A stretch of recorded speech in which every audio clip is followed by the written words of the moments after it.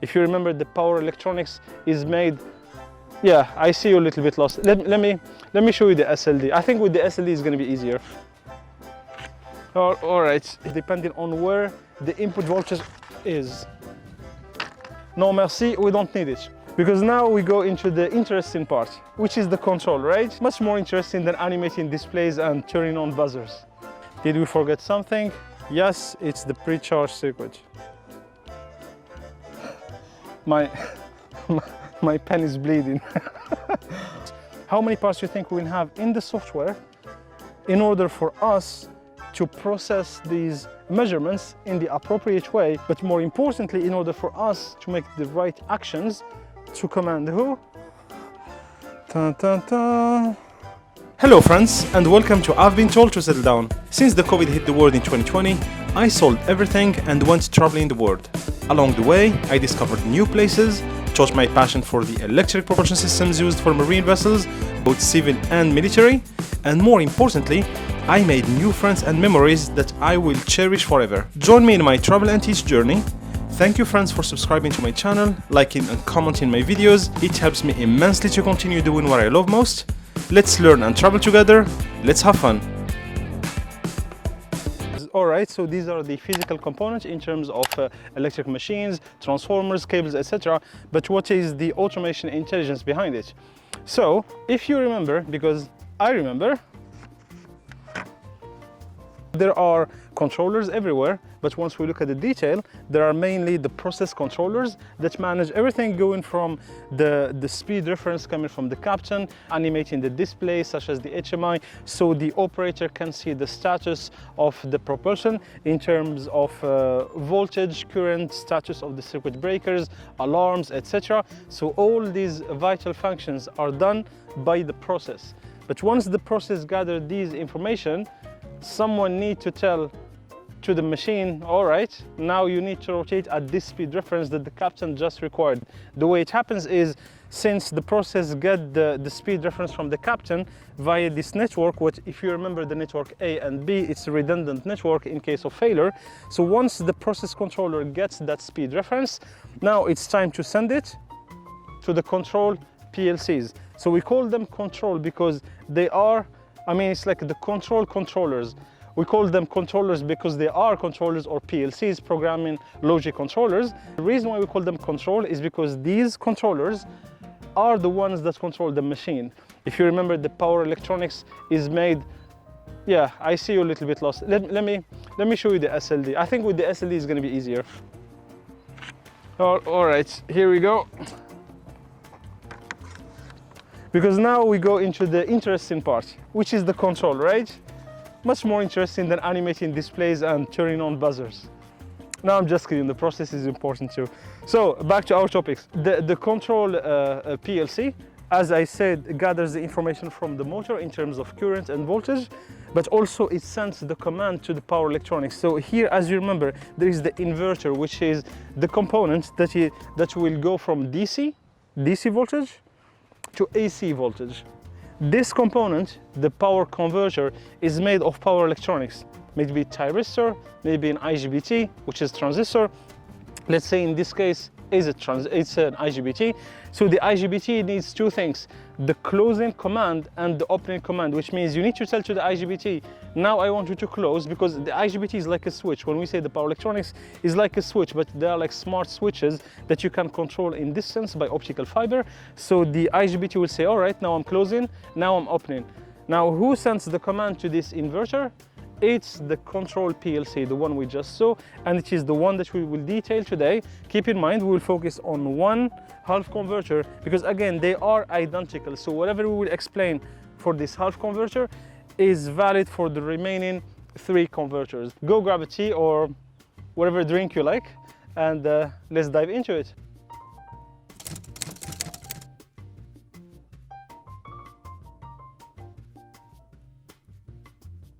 The first thing that seems obvious is to have a controller. So let's call it control PLC, okay, programming logic controller. Let's first isolate the different components. You have the circuit breaker, all right, Then you have the transformer, the DFE, the DC bus, the inverter, the DBR, which is the dynamic braking resistance, this isolation switch that allow us to connect or disconnect the isolate the converter, and then the electric machine. Did we forget something? Yes, it's the pre-charge circuit. If you remember the pre-charge pre-mag circuit, the role of it is to ramp up slowly and nicely the voltage of the DC link before to close the circuit breaker, and also to pre-magnetize the transformer. If you don't do so, if you don't have a pre-mag circuit and you immediately close the circuit breaker, the capacitor won't like it, it may even break, and the transformer is more likely to, I would say, to pass through it, but in the long run, that's not good for the lifetime of the transformer. How to manage each of these components? So it's quite simple. I'll check like this. I'll just draw one line, okay?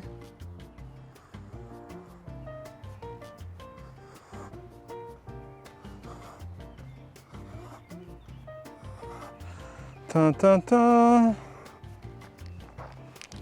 So what are the signals that you think the circuit breaker will have? I don't expect the circuit breaker to send me anything analog. I would expect more like a status, because the circuit breaker, what I care about is close or open. So open, close, okay?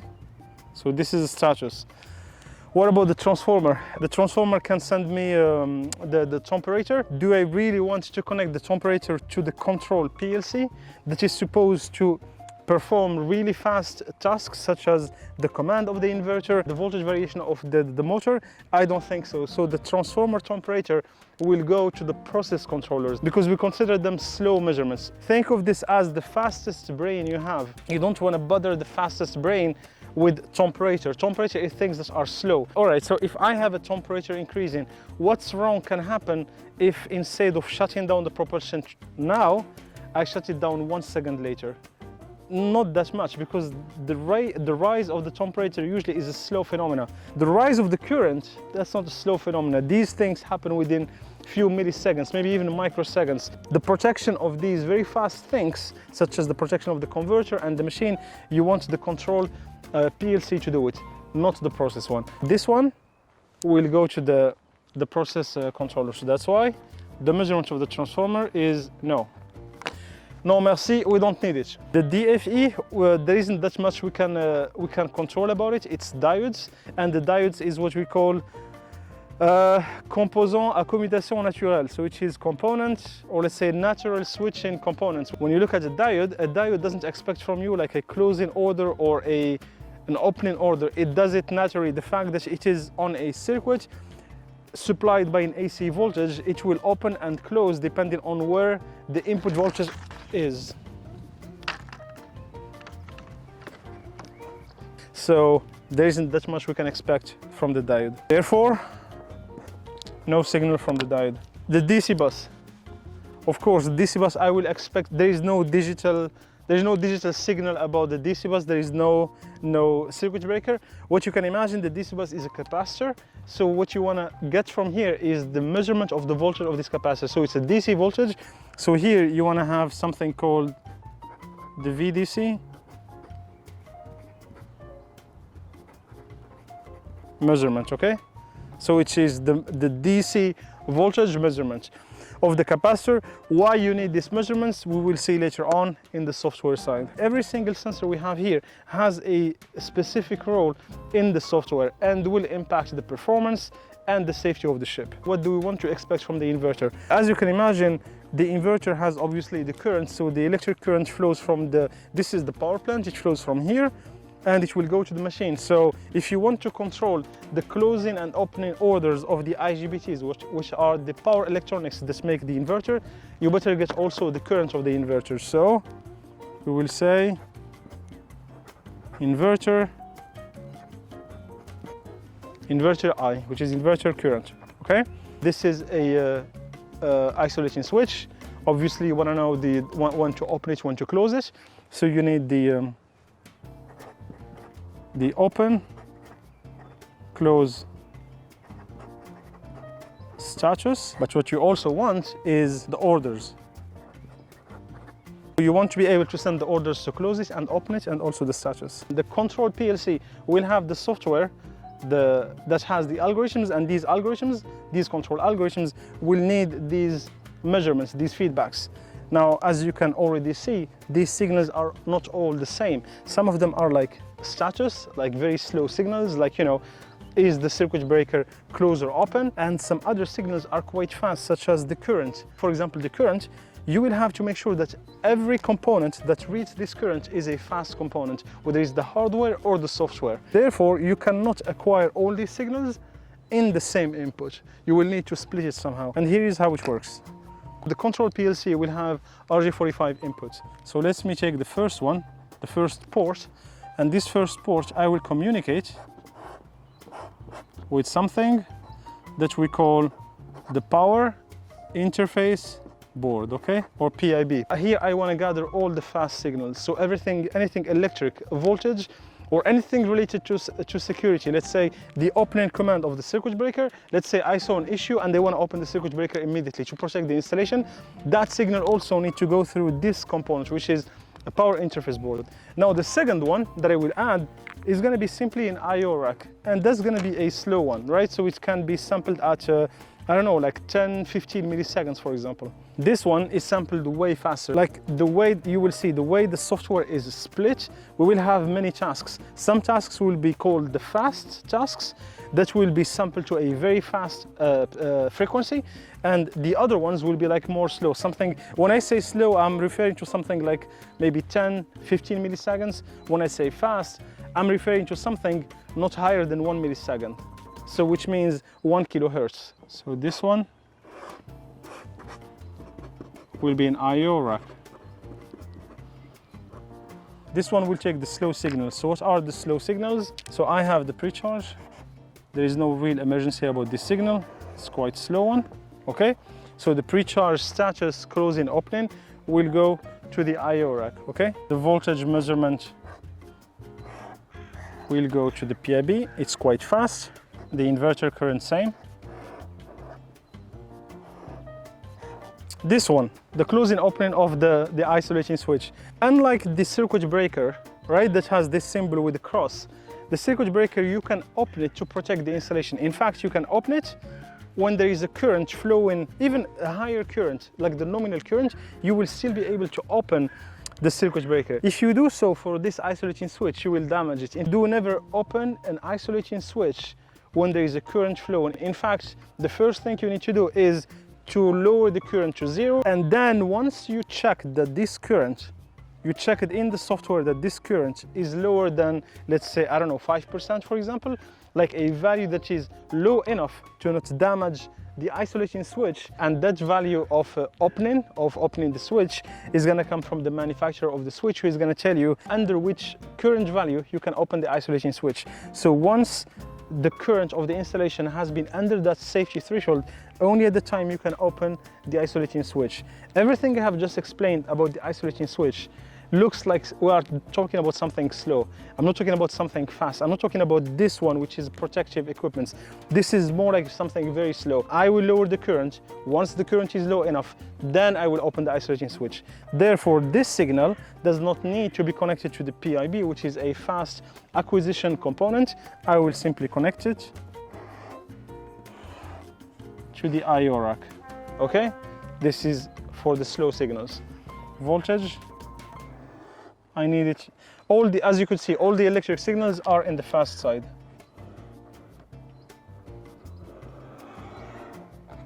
So this is the motor, okay? The last one remaining is this beautiful HV circuit breaker. So high voltage circuit breaker, it's a switch.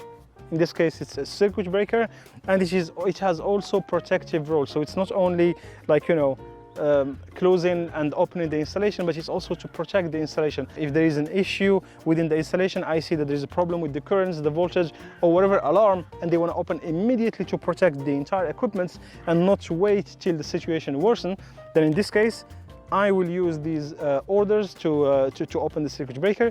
So we're talking about something protective, something that's made for which I may need to be very fast. In this case, I will connect to the PIB, which is the fastest acquisition component in the installation. So we have a fast acquisition component here, a slow one that is more managing the status and the temperature. There is a last one, which is the DBR. So of course, the DBR manufacturer provides you the DBR, which is the dynamic braking resistance. So it's a cubicle like this with the resistance inside. It also has a PT100 sensor to measure the temperature. That temperature is, again, we're talking about a slow phenomena. So the temperature of the DBR go to the process. So the process measure it and then send it to this controller, okay? The control PLC is communicating with the process. If you remember, my pen is bleeding. All right, let me try to stop the bleeding. One last thing we didn't talk about. You see, the inverter gave us the measurement, like the current. But we need to send to the inverter the commands that are in optical fiber that will go directly to the IGBT to say, okay, right now you need to close, not right now you need to open.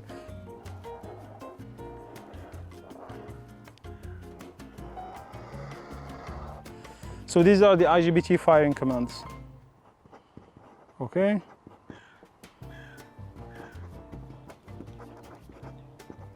Do we agree or not? Now, at this point, technically, I have done my job. I gathered the measurements from as close as possible to the high voltage side, you know, the dangerous side that you cannot open. Think of it, if this circuit breaker is closed, the cubicles where these components are locked by keys, and there is an interlocking key that makes sure that whenever this circuit breaker is closed, no one can open the cubicles to access these equipment. It's death. There is death around here if you touch it. For us humans, touching 6.6 kilovolts, that's not good. Like, you are lowering your chances to survive. This is really locked down and closed. At this point, I'm done. I finished. But there is another thing. According to the classification societies, we have not yet talked about them, but these are like the how should I call them? The FBI? Yeah, the FBI of the marine world. So the role is to, I would say, to make sure that the standards, the international scientific standards, are enforced. They make sure that whoever is designing something is following the rules that have been agreed by the scientists. Think of it like the IEC, so the International Electrotechnical Commission, I think that's how it's called. They said, all right, so if you want to design such equipment, these are the rules. But these people, they will not go after each company to make sure that each company in the entire world is applying these scientific rules. The people who do that are what we call the classification societies.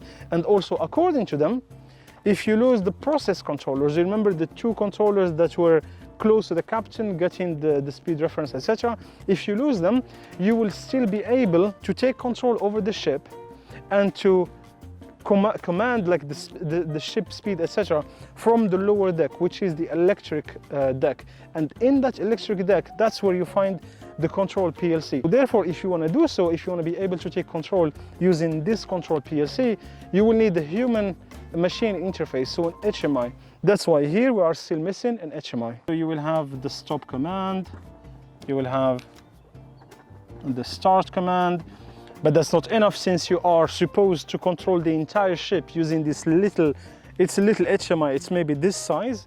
So you will need the displays, you will need also to display speed, display the current. So you will have a certain number of displays. The minimum required for you to be able to operate the ship, I expect at least the speed, the physical measurement, pressure, like there is like the cooling system, because you know, these components are not perfect, they need to be cooled down, so there is a cooling system, and that cooling system is made of water, so you want to look at also the pressure, the flow, the conductivity of that water. All these measurements come to this human machine interface. So to sum it up, the control PLC will be using 4 RJ45 ports. The first one is dedicated to gathering the fast information, voltage, electric current, any any closing or opening order that goes to a circuit breaker that has protective roles. The second one is an I/O rack that will do the things that are not fast. We are talking about something around 12 milliseconds. Again, when I say fast, I'm talking about something not higher than 1 milliseconds. And when I say slow, I'm referring to something kind of between 10 and 30 milliseconds. So as you can imagine, the control PLC, most of its signals are kind of related to fast things. Add to this, if we have a filter here between the inverter and the motor, and why we will have a filter here is in case the length of the cable between the inverter and the machine is long, I would say maybe more than, I don't know, more than 100 meters, for example, you will need to add a filter. And there are different type of filters. You have DVDT filter, you have sinus filter, depends on the machine, depends on the level of voltage and the application. In case you have a filter here, you will still need to measure the temperature of this filter.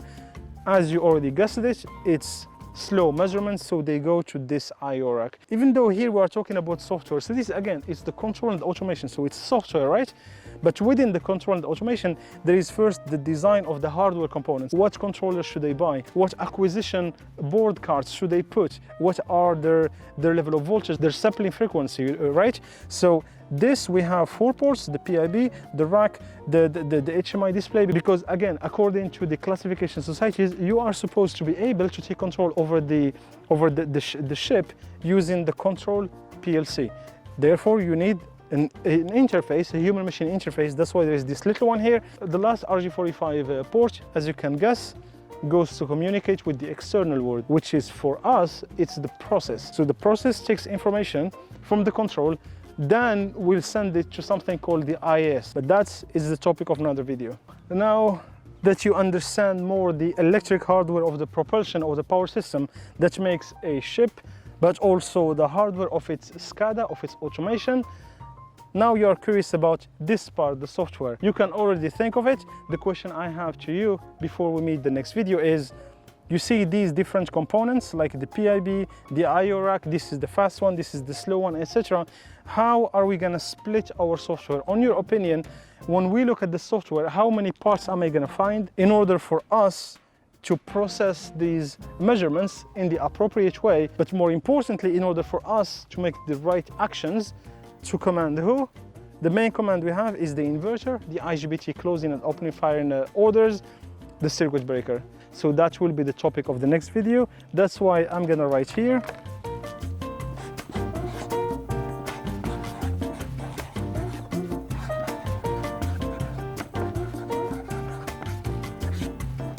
See you next time.